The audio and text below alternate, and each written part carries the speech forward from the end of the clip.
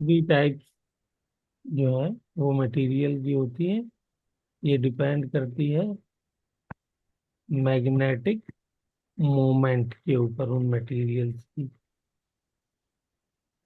Okay. Yes sir. पहला हम लोग पढ़ेंगे डायमैग्नेट।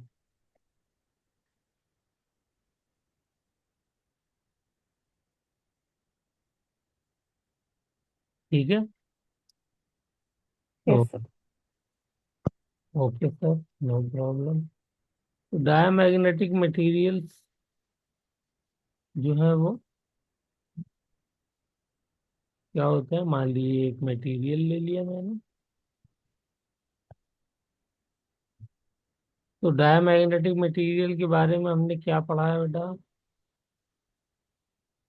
कि जिनके पास अनपेयर्ड इलेक्ट्रॉन्स नहीं होते लेकिन वो केमिस्ट्री का है। हाँ। फिजिक्स में है कि वो अपोजिट डायरेक्शन में मूव करते हैं हाँ, मैग्नेटिक फील्ड के। नहीं तो बेटा केमिस्ट्री वाला यहाँ भी अप्लाई होगा कि ओके सर। डायमैग्नेटिक मटेरियल वो होते हैं जिनके अंदर अनपेयर्ड इलेक्ट्रॉन नहीं होते, यानी जितने भी इलेक्ट्रॉन होते हैं वो पेयर्ड होते हैं। ठीक है। जी सर। Yes sir. जब पेयर होंगे तो ये बताइए, इलेक्ट्रॉन जब रिवॉल्व करता है तो इलेक्ट्रॉन जब रिवॉल्व करता है, कल हमने पढ़ा था, ये मेरा मान लीजिए एटम है, इसका ये न्यूक्लियस है, इसमें इलेक्ट्रॉन रिवॉल्व कर रहा है, यस सर। ये रिवॉल्व कर रहा है। तो इसका मैग्नेटिक मोमेंट क्या होगा सागर? कल किया था हमने, E V × R/2। चेक करिए, यही था फॉर्मूला। Sir EVR। हाँ, यस सर यही है। E/2 यही तो था। यही है। Yes sir. अब जब सारे इलेक्ट्रॉन पेयर्ड होते हैं तो पेयर जब होते हैं तो क्या होते हैं? अपोजिट स्पिन के साथ होते हैं। अगर एक क्लॉक यस सर। घूम रहा होगा तो एक एंटी क्लॉकवाइज घूम रहा होगा। जी सर। तो एक का अगर मैग्नेटिक मोमेंट ऐसे होगा तो दूसरे का ऐसे होगा, है? एक का ऐसे जी होगा तो दूसरे का ऐसे होगा। बोलिए। Yes sir. एक का ऐसे होगा तो दूसरे का ऐसे होगा। और ये सब एक दूसरे को क्या करेंगे? हाथ के हाथ कैंसिल करते रहेंगे। कैंसिल कर देंगे ना एक दूसरे को, क्योंकि अपोजिट है, equal and opposite. Yes sir. जितने भी इलेक्ट्रॉन हैं वो सब के सब पेयर्ड हैं डायामैग्नेटिक के अंदर। अगर आवाज आ रही है बेटा? Yes sir. तो जब डायामैग्नेटिक में पेयर्ड होते हैं तो वो सब के सब क्या करेंगे? एक दूसरे को के मैग्नेटिक मोमेंट को कैंसिल कर देंगे। और ये मैग्नेटिक मोमेंट का फॉर्मूला था, ई से इलेक्ट्रॉन का चार्ज, वी से उसकी वेलोसिटी, और आर से उसका रेडियस। ये रेडियस जिस ऑर्बिट में मूव कर रहा है वो, ये कैंसिल इसीलिए। देखिए इसके अंदर जो ये सब एटम मैंने दिखाए हैं, और इनका जो है कोई भी एटम का, ये मेरा मटेरियल है डायमैग्नेटिक मटेरियल।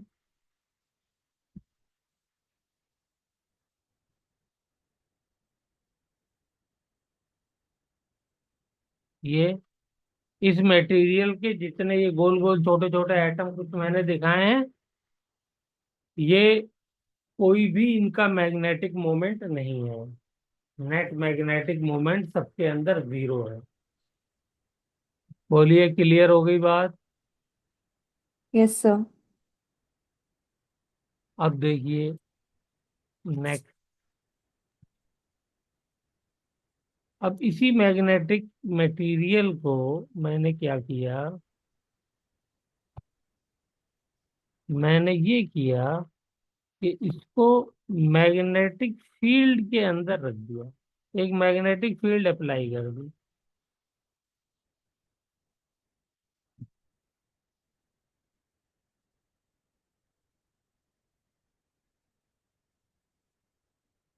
ठीक है।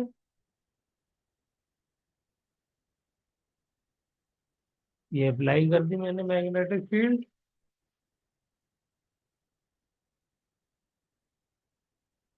इसके अप्लाई करने से क्या हुआ? इसके अप्लाई करने से ये हुआ कि इसमें कुछ एटम्स के अंदर हमने एक्सपेरिमेंटली देखा कि कुछ dipole magnetic moment magnetic dipole moment generate हो जाता है। Okay sir. लेकिन वो जो मैग्नेटिक डाइपोल मोमेंट जनरेट होता है वो मैग्नेटिक फील्ड के अपोजिट डायरेक्शन में हो जाता है।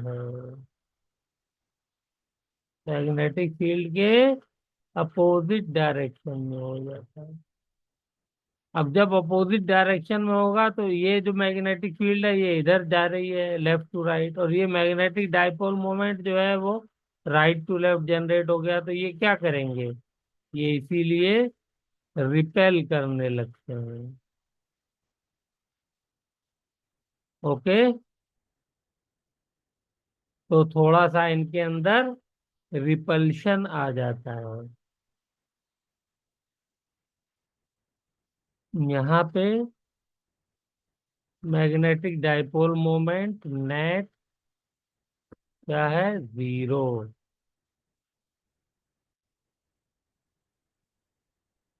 और यहाँ पे नेट डाइपोल मोमेंट आ गया है मैग्नेटिक फील्ड लगाने पे जीरो नहीं है, but in opposite direction, but in opposite.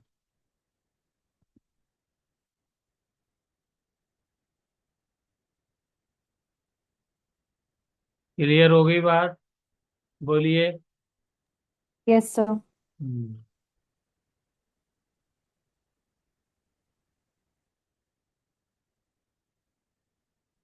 ये जो आया मैग्नेटिक डाइपोल मोमेंट ये स्मॉल है, स्मॉल। यहाँ ब्रैकेट में लिख देता हूँ। चलिए, तो ये हमारा हो गया डायमैग्नेटिक के बारे में। अब आते हैं हम लोग पैरामैग्नेटिक के बारे में। Para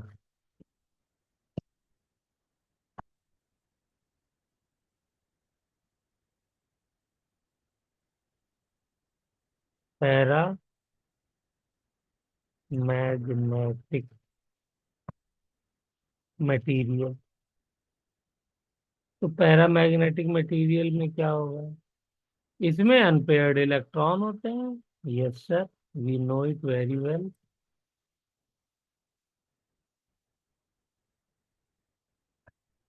okay sir.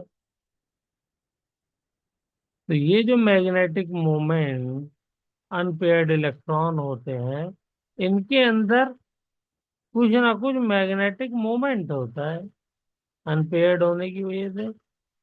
लेकिन उनका जो ओरिएंटेशन होता है वो रैंडम होता है।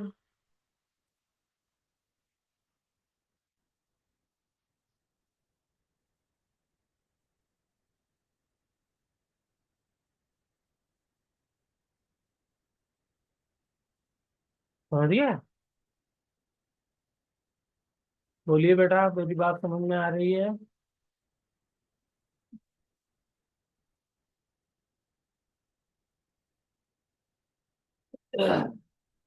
डाइपोल मोमेंट दिख रहा है, मैग्नेटिक डाइपोल मोमेंट सबके अंदर। तो भी यस सर। सर आपकी वॉइस बीच में जा रही थी शायद से नेटवर्क की वजह से। हो सकता है।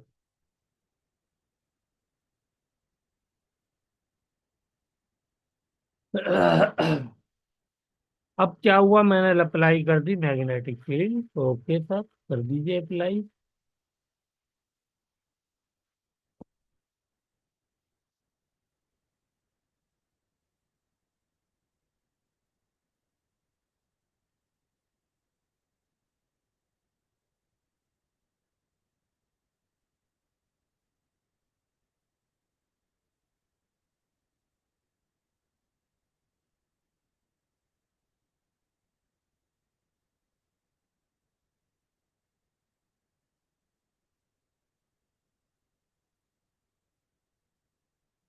मैग्नेटिक फील्ड अप्लाई कर दी मैंने।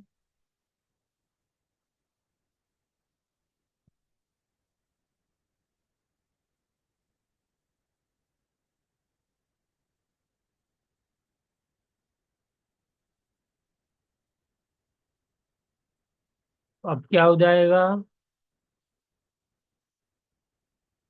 अब ये हो जाएगा कि ये जो मैग्नेटिक मोमेंट्स हर एटम में है अनपेयर्ड इलेक्ट्रॉन की वजह से, वो अपने आप को मैग्नेटिक फील्ड के डायरेक्शन में अलाइन कर लेंगे। जी सर। ठीक है। ओके। तो यहाँ पे भी मैग्नेटिक डाइपोल मोमेंट जो नेट था, जब मैग्नेटिक फील्ड नहीं लगी थी, तो वो क्या था? वो जीरो था। और जब मैग्नेटिक फील्ड अप्लाई कर दी गई, तो मैग्नेटिक डाइपोल मोमेंट क्या हो गया? जनरेट नहीं हुआ है अलग से, बल्कि क्या हुआ? अलाइन हो गया। यहाँ पे एक दूसरे को ये कैंसिल कर दे रहे थे। इनका नेट ओरिएंटेशन जो था मैग्नेटिक मोमेंट का, जब हम ऐड करेंगे तो नेट जो है वो जीरो होता है। ठीक है ना? यहाँ पे तो था ही नहीं यस सर। डाया में, यहाँ पे था तो उन्होंने एक दूसरे को ही लड़ लड़ के कैंसिल कर दिया। और यहाँ पे क्या हुआ? यहाँ पे इन्होंने अपने आप को अलाइन कर लिया in the direction of magnetic field. ठीक है।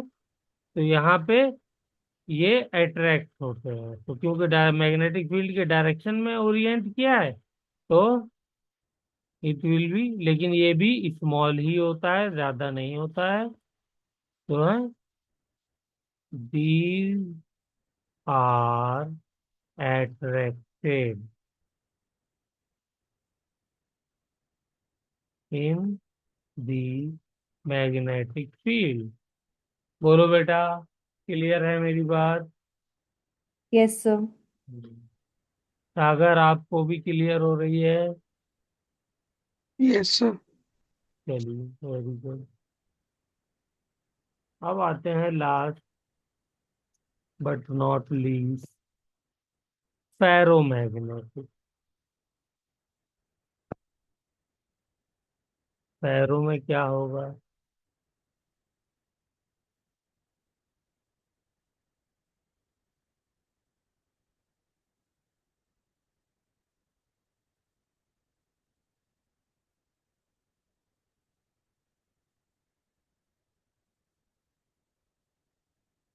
फेरो मैग्नेटिक। तो नेट मैग्नेटिक मोमेंट तो इसमें भी जीरो होता है।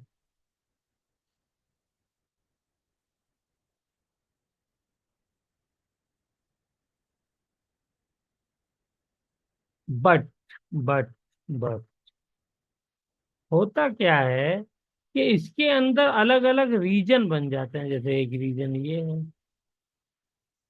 एक रीजन ये है, एक रीजन ये है,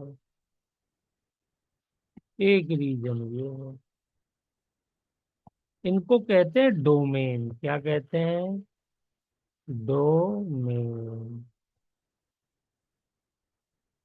इन डोमेन्स के अंदर जितने भी एटम होते हैं उनके मैग्नेटिक मोमेंट्स अलाइंड होते हैं। ये मान लीजिए मैग्नेटिक मोमेंट है, इनके मोमेंट अलाइंड है।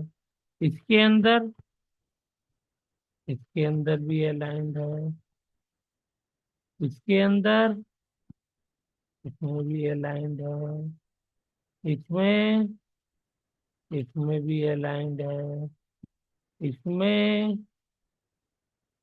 इसमें भी अलाइंड है।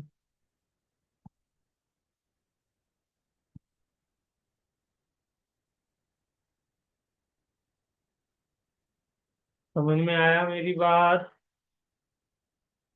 लेकिन यस इनका सर। जो नेट रिजल्ट होता है वो जीरो होता है। Okay sir. अब बात आती है मैग्नेटिक फील्ड अप्लाई करने की।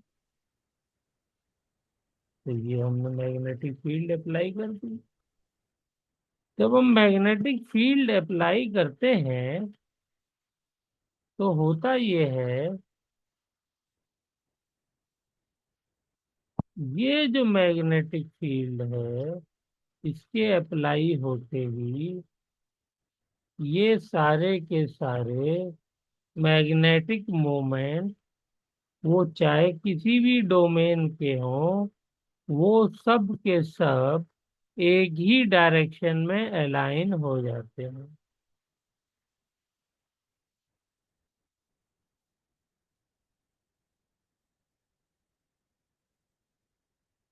क्लियर हो गई बात? Yes sir.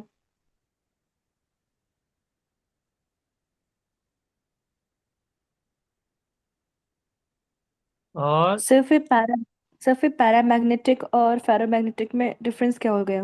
हाँ, बता रहे हैं बेटा। तो हमने ये पाया कि इसके अंदर नेट मैग्नेटिक मोमेंट जो होता है वो जीरो नहीं रहता है, और ये स्ट्रांगली मैग्नेटाइज हो जाता है। Strongly magnetize.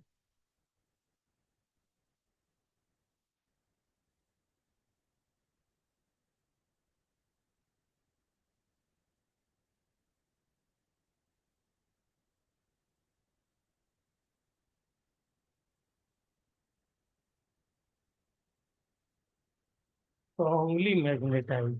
वो बहुत ही वीकली मैग्नेटाइज हुआ था, ये स्ट्रांगली मैग्नेटाइज हो जाता है। तो ये डोमेन की वजह से इसके अंदर देखा गया है कि स्ट्रॉन्ग मैग्नेटिक कैरेक्टर आता है। तो कल हमने जो गैल्वेनोमीटर पढ़ा था उसके जो कॉइल्स के बीच में जो हमने एक सिलेंडर की शक्ल का जो सॉफ्ट आयरन लिया था, वो भी क्या था? फेरोमैग्नेटिक सब्सटेंस होता है, आयरन होता है, सॉफ्ट आयरन। तो वो जो है स्ट्रांगली मैग्नेटाइज हो जाता है, इसी वजह से सारी मैग्नेटिक फील्ड अपने अंदर से पास करता है। क्लियर हो गई बात बेटा? Yes sir. हम्म। अब देखिए, ये तीनों हो गए। अब इन तीनों के एग्जाम्पल्स लिख लेते हैं, जल्दी से यहीं पे लिख लेते हैं, दोबारा क्या करें। डायामैग्नेटिक के एग्जाम्पल लिखिए। एग्जाम्पल। डायमैग्नेटिक हम तो वैसे बता सकते हैं देख करके, लेकिन फिर भी लिख लेते हैं। Anti money.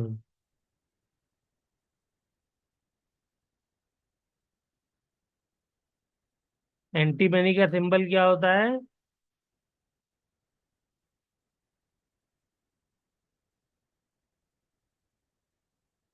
बोलिए।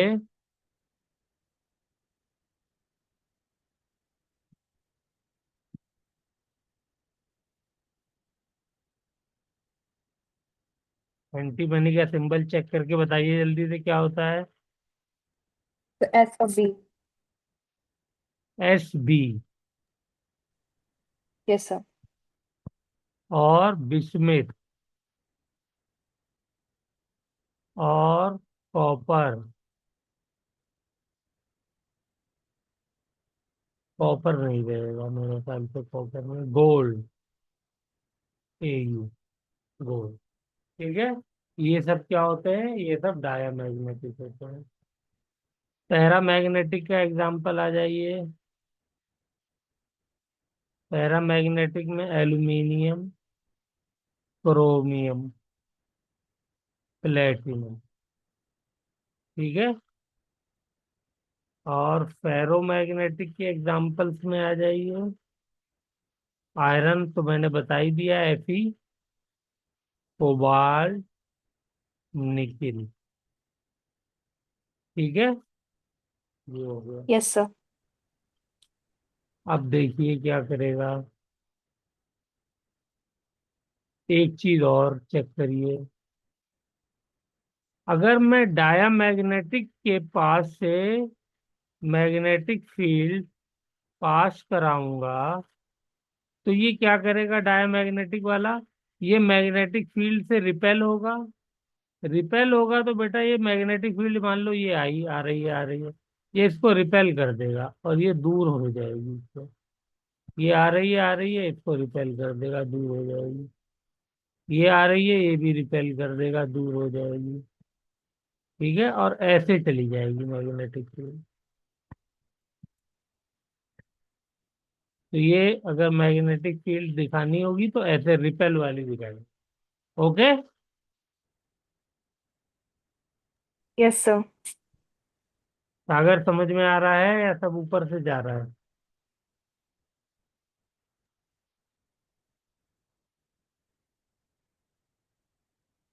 अब देखिए, अगर इसके अंदर दिखाएंगे पैरामैग्नेटिक में, तो मैग्नेटिक फील्ड जो आएगी वो थोड़ी सी अट्रैक्ट हो जाएगी। ये आ रही है मैग्नेटिक फील्ड और ये मटेरियल के अंदर आ गई, तो आकर के फिर बाहर चली जाएगी।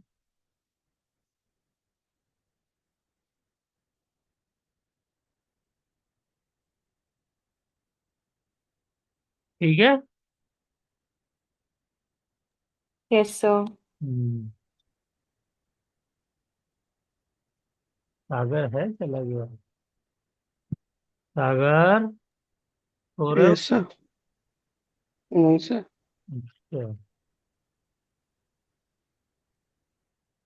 और फेरोमैग्नेटिक में क्या होता है? फेरोमैग्नेटिक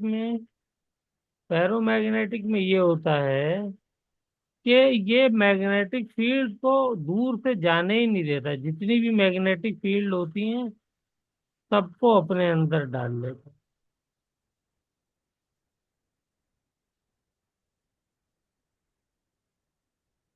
ठीक है। जी सर।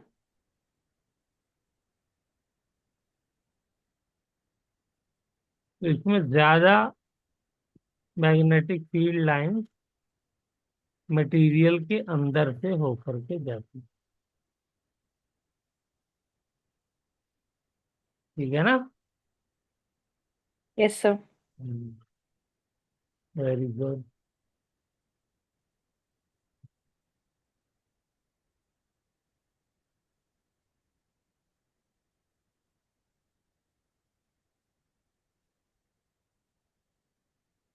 चलिए, अब थोड़ा सा इनके बारे में कुछ मैथमेटिकल चीजें देखते हैं।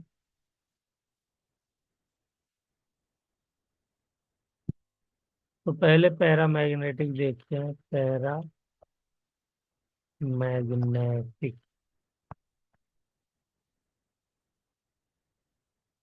पैरामैग्नेटिक जो सब्सटेंस होते हैं बेटा, अगर इनके लिए मैं टेम्परेचर को इंक्रीज कर दूं तो इनका मैग्नेटिक डाइपोल मोमेंट नेट जो है पहले ही बहुत कम होता है, वो और डिक्रीज हो जाता है, और डिक्रीज हो जाता है। बोलिए, बात समझ में आ रही है? जी सर। Yes sir. हम्म। और कैसे डिक्रीज, इसकी एक रिलेशन दी थी मैडम क्यूरी ने। क्या रिलेशन दी थी? मैडम क्यूरी ने कहा था कि काई, काई जो हम लोग मोल फ्रैक्शन में यूज करते हैं वो यहाँ पे ससेप्टेबिलिटी में यूज किया जाता है, is directly proportional to 1 upon temperature होता है। यानी टेम्परेचर बढ़ाओगे तो काई ससेप्टेबिलिटी, ससेप्टेबिलिटी, यानी मैग्नेटिक मोमेंट को अपने अंदर क्या, मैग्नेटिक कैरेक्टर को अपने अंदर रखने की जो टेंडेंसी है वो कम हो जाएगी। ठीक है, अभी और ससेप्टेबिलिटी के बारे में डिटेल में पढ़ेंगे। तो ये टेम्परेचर बढ़ाने पे इसकी कम हो जाती है। और अगर इसका मैं ग्राफ बना दूं तो कैसा ग्राफ बनेगा बताइए जल्दी से।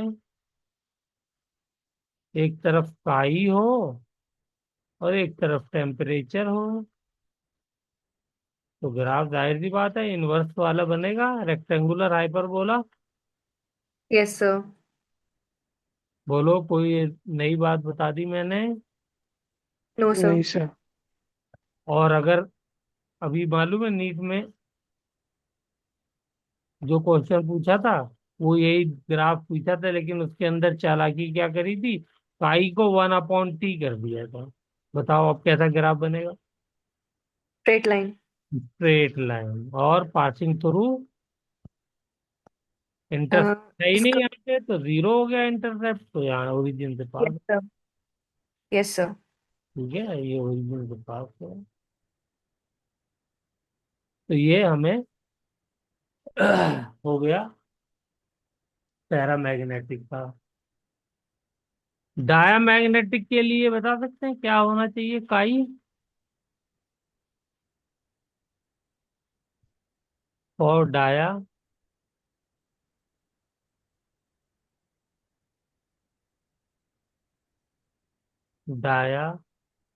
मैग्नेटिक, तो इसके अंदर जो काई होता है वो इंडिपेंडेंट ऑफ टेम्परेचर होता है। क्यों होता है इंडिपेंडेंट ऑफ टेम्परेचर? इसलिए कि इसके अंदर जो काई होता है वो ना के बराबर होता है, मैग्नेट वो मैग्नेट बन ही नहीं पाता है।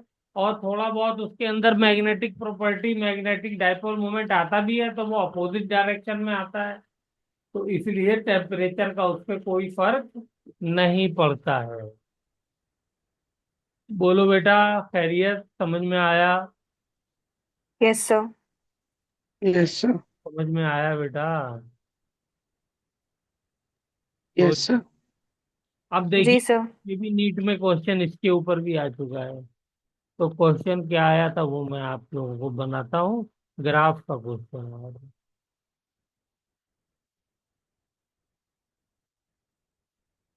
चार ग्राफ दिए थे, तो क्योंकि आप लोग इंटेलिजेंट बच्चे हैं तो मैं दो ही से काम चला दूंगा। चार बेवकूफ़ी वाले, दो तो बिल्कुल बेवकूफ़ी वाले होंगे। है? हम्म,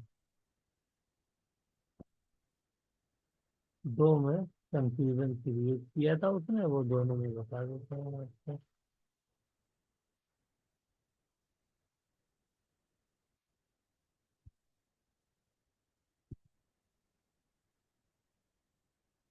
हाँ, एक में उसने लाइन थी, स्ट्रेट लाइन, क्योंकि ये टेम्परेचर हो गया और ये काई हो गया। टेम्परेचर, काई। तो एक में उसने स्ट्रेट लाइन टेम्परेचर से इंडिपेंडेंट है तो काई चेंज ही नहीं होगा, टेम्परेचर बढ़ाते रहिए। तो एक में उसने क्या किया था, काई को जीरो के ऊपर खींचा था, और एक में काई को जीरो के नीचे खींचा था। बताओ कौन सी वाली लाइन सही होगी?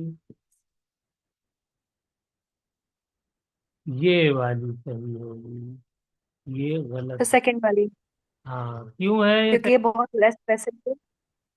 क्योंकि बहुत लेस है, ये कुछ होता नहीं है मतलब डायमैग्नेटिक सब्सटेंसेस में हमारे, इसीलिए काई जो होता है बहुत लेस होता है तो अपोजिट डायरेक्शन में ही जाता है इसलिए। लेस तो उसमें भी है। यहाँ पे क्या है, यहाँ पे नेगेटिव वैल्यू है। यहाँ पे क्या है, यहाँ पे पॉजिटिव वैल्यू है, जो भी आई है। तो ये मैग्नेटिक फील्ड के क्योंकि को अपोज करता है, तो अपोज की वजह का मतलब क्या हो गया कि ये नेगेटिव बिहेव कर रहा है। जी सर। ये नेगेटिव वाला होगा। कम तो होता ही है, कम के लिए तो दोनों ही कम है। नेगेटिव वाला जो है वो सही होगा। क्लियर हो गई बात? Yes sir. हम्म, चलिए।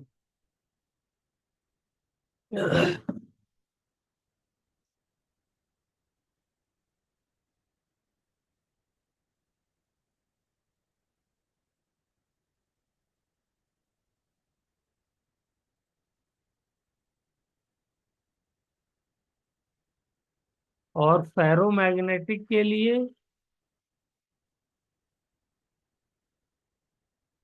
वो भी इन्वर्सली प्रोपोर्शनल होता है।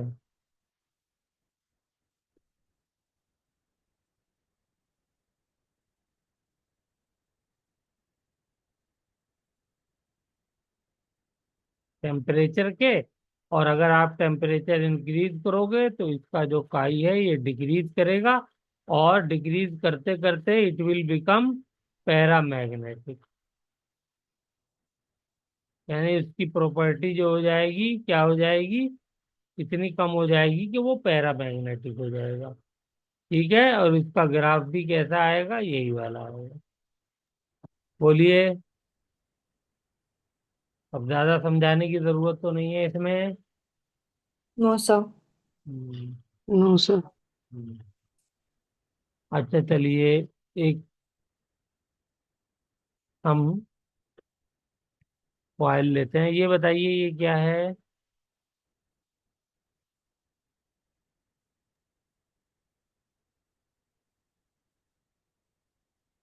बोलिए। ये सोलेनोइड। सॉलिनॉइड। हाँ। सोलेनोइड में मैग्नेटिक फील्ड जो जनरेट होती है उसका फॉर्मूला क्या था। Mu naught into n into I, number of turns per unit length, n हो गया, और इंटू आई, यही था ना। बोलो बेटा। जी सर। अगर मैं इसके अंदर यहाँ पे